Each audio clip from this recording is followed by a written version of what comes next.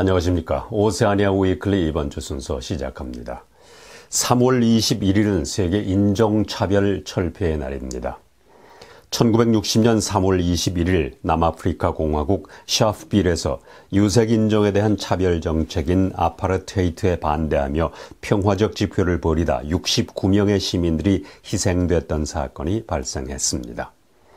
이 사건을 기리고 인종차별을 철폐하기 위해 1966년에 유엔 총회가 3월 21일을 세계 인종차별 철폐의 날로 선포했습니다. 지난 토요일 오클랜드 시내 펜뮤에서 있었던 Race Relations Day 댄스 파티장을 찾아봤습니다.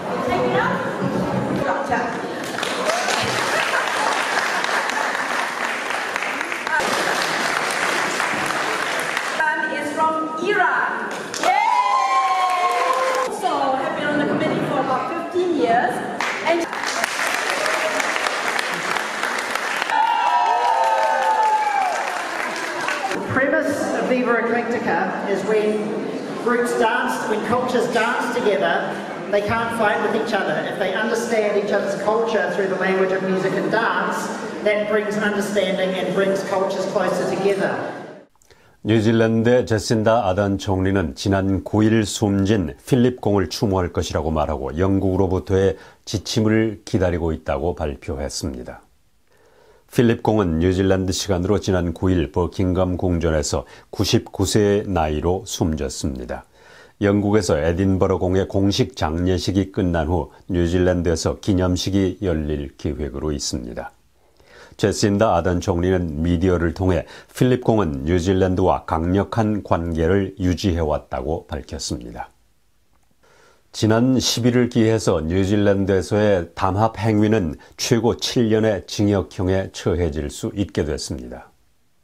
카르텔 행위에 대한 벌금은 개인의 경우 최고 50만 달러까지의 벌금을 부과할 수 있고 기업은 최고 1,000만 달러의 벌금형, 상업적 이익의 3배 또는 위반 건당 연간 매출액의 10%의 벌금에 처해질 수 있습니다.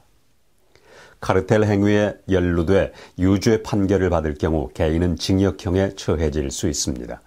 카르텔은 가격 인상이나 품질 저하를 통해 소비자에게 피해를 입히고 공정하게 경쟁하려는 다른 기업에도 피해를 줄 수 있습니다. 담합 행위를 이렇게 무겁게 처벌하는 것은 이 범죄가 얼마나 심각하고 해로운지를 말해주고 있다고 상공위원회 측은 밝혔습니다. 한국의 종이접기와 종이 문화의 우수성 그리고 창조성을 전 세계에 알리기 위한 세미나가 지난 11일 서울 장충동 조이 TV 스튜디오에서 열렸습니다. 이날 행사에는 노영혜 종이재단 이사장과 김영만 평생교육원 원장, 홍혜란 평택종이문화교육원 원장, 김영일 사무국장 등이 참석했고 전 세계 150여 명의 종이접기 애호가들이 화상으로 만났습니다.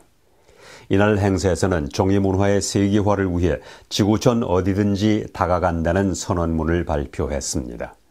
이어서 올해 스타상과 봉사상 시상식, 정명숙 종이문화 총연합회 회장 임명식이 있었습니다. LA 종이문화교육원의 엔지문 원장은 봉사상을 받았습니다. 이 자리에서 연합뉴스가 제작한 K-종이접기 세계화를 위해라는 영상물도 상영됐습니다. 뉴질랜드와 호주 양국은 코로나 바이러스의 감염을 막기 위해 작년 3월 국경을 폐쇄하고 귀국하는 국민들에게 14일간의 격리 조치를 취해왔습니다. 그러나 최근 들어 뉴질랜드와 호주에서는 지역 감염 사례가 거의 없어지면서 양국 간에는 4월 18일 밤 11시 59분부터 격리 없는 여행이 가능해집니다. 이렇게 뉴질랜드 호주 간의 격리 없는 여행이 가능하다는 것은 코로나 바이러스 시대의 중요한 발전이라고 할 수 있습니다. 그러나 지금 양국 간의 여행은 코로나 바이러스 이전의 여행과는 달리 몇 가지 반드시 지켜야 할 규정이 있습니다. 먼저 뉴질랜드나 호주에 14일 이상 체류한 사람에 한해 여행을 할 수 있지만 출국 전 14일 이내 코로나 바이러스 검사에서 양성 반응을 보인 사람은 여행을 할 수 없습니다. 뉴질랜드에 입국하는 사람은 연락할 수 있는 자세한 정보를 제공해 주어서 필요한 경우 보건당국이 연락해 추적할 수 있도록 해야 합니다. 출발 시 건강에 관한 질문에 충실하게 답해야 하고 감기나 독감 증상이 있는 경우 여행할 수 없습니다. 뉴질랜드의 온실가스 배출량은 코비드-19로 운송 차량의 배출량 감소로 작년 말까지 4.8%가 감소했습니다. 2019년 1년 동안 운송수단에 의한 배기가스 배출량은 6,037킬로톤이었고 2020년에는 38%가 감소한 3,758킬로톤이었습니다. 뉴질랜드 통계청은 이러한 현상은 경제활동이 위축된 것과 일치한다고 말했습니다. 제주업체의 가스 배출량은 10% 감소했지만 같은 기간 제주업체 부문의 GDP는 3.1%가 감소하는 데 그쳤습니다. 뉴질랜드 정부는 새로운 석탄 보일러의 사용을 금지하고 오는 2037년까지 석탄 보일러를 완전히 폐지하겠다고 밝혔습니다. 미건 우즈 에너지부 장관은 석탄 보일러의 사용을 금지하면 뉴질랜드의 온실가스 배출량이 눈에 띄게 줄어들 것이라고 말했습니다. 에너지부 장관은 석탄 보일러의 사용을 금지하게 되면 뉴질랜드의 청정에너지 부문에 큰 도움이 되고 우리가 더 깨끗하고 스마트한 경제로 가는 길을 찾는 데 도움이 될 것이라고 덧붙였습니다. 우즈 장관은 뉴질랜드 정부가 다른 화석연료를 단계적으로 제거하는 방법도 고려하고 있다고 말했습니다. 그는 또 정부의 계획이 100% 시행되면 1년에 40만 대에서 55만 대의 자동차가 도로에서 사라지는 것과 같은 효과가 있다고 전했습니다. 뉴질랜드 정부는 화석연료 사용에서 벗어나는 것을 돕기 위해 14개 기업에게 2,300만 달러를 제공할 예정입니다.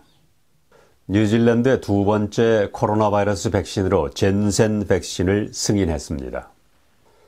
뉴질랜드는 젠센과 500만 명분의 백신을 사전 구매하겠다는 계약을 맺었습니다.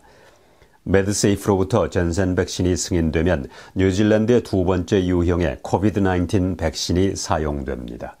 지금까지 뉴질랜드에서는 9286명의 뉴질랜드인이 백신 접종을 받았습니다. 해외여행을 위해 긴급 예방접종에 대한 86명의 신청서가 접수돼 모두 승인됐고 이들 대다수는 올림픽 선수로 확인됐습니다. 이 밖에 긴급 예방접종을 신청한 41건 중 23건이 승인됐습니다. 호주의 모리슨 정부는 일자리 창출에 대한 우려가 나오면서 호주 최저임금의 대폭 인상에 대해서 경고했습니다. 뉴질랜드는 지난 4월 1일 최저임금을 시간당 $20로 인상한 후 반응이 엇갈리고 있습니다. 호주의 최저임금은 현재 19.49 호주 달러로 뉴질랜드 달러로는 $21 12센트에 해당됩니다. 호주 정부는 백신 출시가 진행 중이지만 추가 격리 조치가 필요한 코비드-19 발생은 여전히 심각한 위험이라고 말했습니다. 주당 $26로 인상을 추진하고 있는 호주 노동조합협의회는 정부의 경고에 대해 반박했습니다. 뉴질랜드의 아던 총리는 호주에서 논란이 되고 있는 추방정책에 대해서 반대하면서 호주에 살고 있는 뉴질랜드인들도 뉴질랜드에서 살고 있는 호주인들과 동등한 처우를 받아야 한다고 강조했습니다. 뉴질랜드로 추방된 많은 사람들은 뉴질랜드에서 가족관계나 인맥이 없었다고 아던 총리는 지적했습니다. 아던 총리는 호주에서 추방된 사람 중 일부는 자신을 뉴질랜드인이라고 말하지도 않을 것이라며 뉴질랜드에 와서 10년 동안 살다가 범죄를 저지르는 호주인이 있다면 우리는 그들을 뉴질랜드인과 같이 취급할 것이라고 말하고 호주도 이와 동등한 조치를 취해줄 것을 요구했습니다. 뉴질랜드와 호주 간의 긴장은 2014년 말에 이민정책의 강경한 집행이 시작된 이후 최근 몇 년 동안 고조되어 왔습니다. 최근 지난 3월에 호주가 15세 소년을 추방한 후 양국 간의 긴장이 더욱 높아졌습니다. 이 소년은 뉴질랜드로 돌아가겠다고 했을 때 범죄를 저지른 이유로 비자 취소에 직면하기도 했습니다. 깊은 바다에는 전기 자동차의 바테리를 만드는 데 필요한 많은 광물이 매장되어 있는 것으로 알려져 있습니다. 코발트, 니켈, 구리 그리고 망간 등을 캐려는 채광 회사들이 태평양 바다 밑에 금속 매장량을 주시하고 있습니다. 채굴 관계자는 깊은 바다에서 채굴하는 자원이 육지에서 채굴하는 것보다 환경 친화적이라고 말하고 있습니다. 이러한 자원은 현재 콩고, 중국, 호주 그리고 칠레와 같은 지역의 광산에서 채굴해오고 있습니다. 콕아일랜드의 해저 약 5km에는 많은 양의 폴리메탈이 매장되어 있는 것으로 알려져 있습니다. 뉴질랜드 국립수질대기연구소 과학자들은 해저 광물의 채굴을 통해 지역 경제에 활력을 불어넣을 수는 있지만 환경에 미치는 영향을 더욱 연구해 봐야 한다고 말했습니다.